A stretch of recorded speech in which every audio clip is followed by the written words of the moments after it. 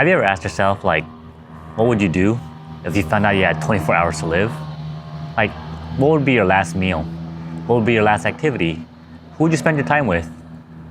I was watching an episode of The Simpsons where Homer ends up eating Fugu, which is the poison pufferfish, right? So he ends up finding out that he's got 24 hours left to live. So what he ends up doing is he creates a list of all the things that he wants to do before he dies and passes away to the next life.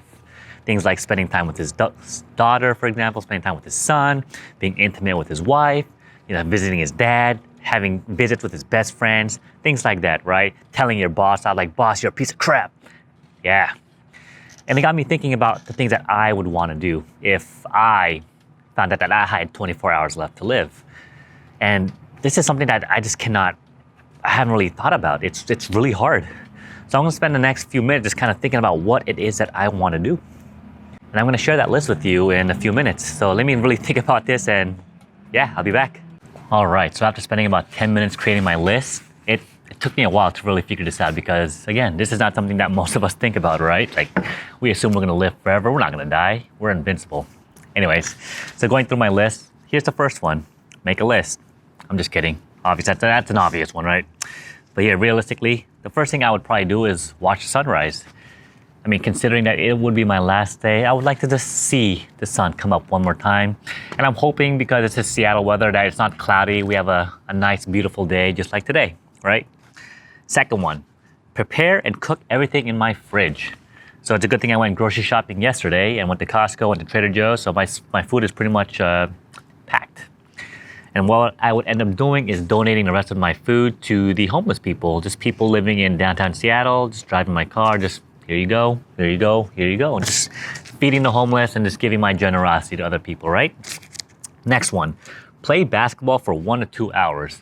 So this is strictly speaking, assuming that this COVID-19 thing does not exist. Life is normal, people are going out doing things. I would want to play basketball for just one more time because that's something that I really love to do. Competition is one of those things where it always pushes me to the next level, trying to improve, trying to create a better version of myself, particularly with basketball. So I would do that. Next one, this is the obvious one, right? Spend time with friends and loved ones, because obviously we don't want to waste our time watching TV or playing video games. We want to spend the last bit of our time with just quality friends, quality conversations, and just reminiscing about how we met, the good times, the bad times, just things like that. You know what I mean? Next one, eat at Sushi Kashiba.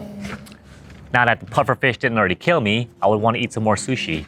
And not to insult my friend's restaurant, but Sushi Kashiba is just another level of sushi. I mean, it's like their omakase is really, really, really good. And I mean, one person, I believe it costs about $120 for like their omakase dish or something like that. But definitely well worth it. And I would probably go there for my last meal. And hopefully I'm not too full enough yet, but I would go and have me some Korean barbecue. Because nothing beats better than having good old kaibi, right? Kaibi, and then I'd probably try some Fogo de Chão, just get some good quality, just like Brazilian barbecue, have some of that. Next thing I would do is just order a nice, tasty creme brulee. Who doesn't like creme brulee, right? Creme brulee is just fantastic. Now I get myself some boba and some sort of like mango dessert, right? Mango is such a great fruit. All right, the next one is just watch the sunset somewhere. Hopefully we have a good sunset, and we've been having great sunsets here lately in Seattle. Just beautiful, Next one, have intimacy with somebody, somewhere. Yeah, that'd be great, huh? And then this one's actually interesting. I would end up making a video about my life and what I accomplished and what I'm proud of, right? Just kind of a reflection, just like detailing, like I want to leave a legacy, right? Let's leave something behind, something on a positive note. And the last thing I would probably do, assuming that I'm still alive, I'm still aware of what I'm thinking about, is to just reflect on life and hope that I did good to other people and live the best that I could with what I've got. You know what I mean? So I think pretty much, for the most part, when we're on our deathbed, I mean, the last thing we want is to know that we lived the best that we could with what we've got. Some of us are less fortunate than others. Some grew up rich, but we try to do the best with what we got every single day. And I would hope that during my last moments, my last hours, my last minutes, that I lived a good life and I would have no regrets. You know, because I think that's one of the worst things that anyone could die, or I guess getting ready to die, is really realizing that I should have done this. I should have gone back to school. I should have married that person. I should have, or divorced that person, or whatever, right? I don't think anyone should live a life of regrets at all. So, yeah, that's something I would hope for. Like, I just lived the best that I got.